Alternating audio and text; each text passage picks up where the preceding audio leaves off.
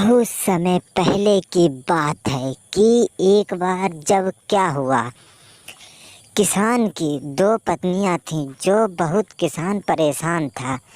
दो पत्नियां बनी चुड़ैल। किसान तो बेचारा घबरा ही गया। ये कैसे हो सकता है? अरे ये तो मैंने सोचा ही नहीं था। हमारी पत्नियां भी चुड़ैल बनेंगी क्या? यह सोचते हुए बेचारे परिवार में आराम से रहता था। तो उसे शक तो हो गया, लेकिन वह अपनी पत्नियों के सामने बोल नहीं पाता था।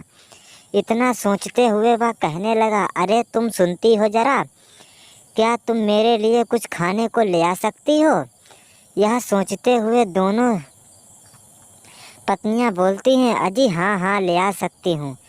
तब तक देखा कि एक पत्नी तो गायब हो गई। और यह सोचते हुए किसान ने कहा, अरे तुम कहाँ जा रही हो?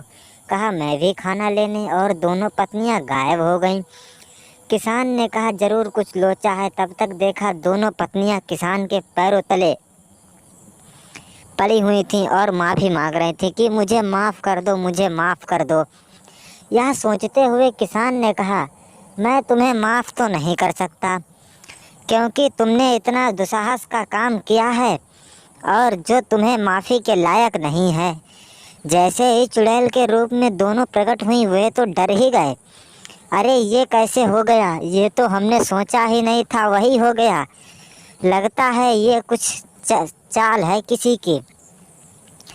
यह सोचते हुए वह कहते तो लगता है कि तुम अगर हमारे कहने के हिसाब से चलोगे तो हम तुम्हें छोड़ देंगे।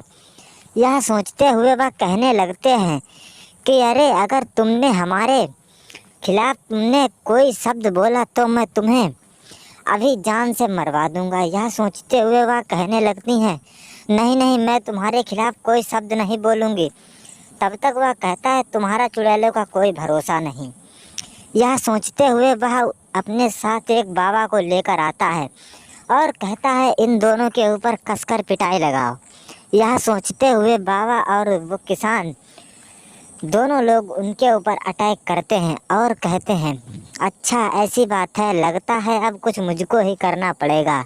इतना सोचते हुए वह कहते हैं, ये लो, कूद कूद कर मारा उन्होंने जब चुड़ैल को। तो चुड़ैलें बेचारी बहुत ही घबरा गईं और उन्होंने कहा, मुझे छोड़ दो, मुझे छोड़ दो, मैं दोबारा ऐसा दुस्साहस नहीं करूँगी। यह सोचते हुए उन्होंने कहा, चलो ठीक है, मैं तुम्हें छोड़ तो देता हूँ, लेकिन तुम दोबारा यहाँ दिखना मत।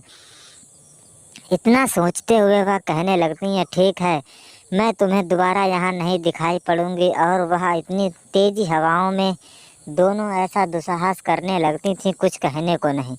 यह सोचते हुए दोनों ने अपने एक ही बार में कहती हैं, अच्छा मैं चलती हूँ, और आप क्या करेंगे? नहीं तो मुझे सासू माँ को बुलाना पड़ेगा। यह सोचते हुए जब सासू माँ आई तो कहने लगती हैं, अरे माँ जी, आपने आने की क्यों कृपा की? यह सोचते हुए सासू ने माँ ने कहा कि तुम लगता है मेरे बेटे को बहुत परेशान करती हो, इसीलिए मुझे आना पड़ा। यह सोचते हुए वह कहने लगती हैं, नहीं नहीं माँ जी, मैंने ऐसा कुछ नहीं किया। यह सोचते हुए वह बताने लगती है, तुमने किया नहीं तो हमारा बेटा क्या ऐसे ही परेशान है? यह सोचते हुए जब सासू माँ आगे बढ़ती हैं और चुड़ैल से कहती हैं कि तू यहाँ से चली जा, और उसके कान में कुछ फूंका, उससे ऐसा जादू लगा वह गायब ही हो गई।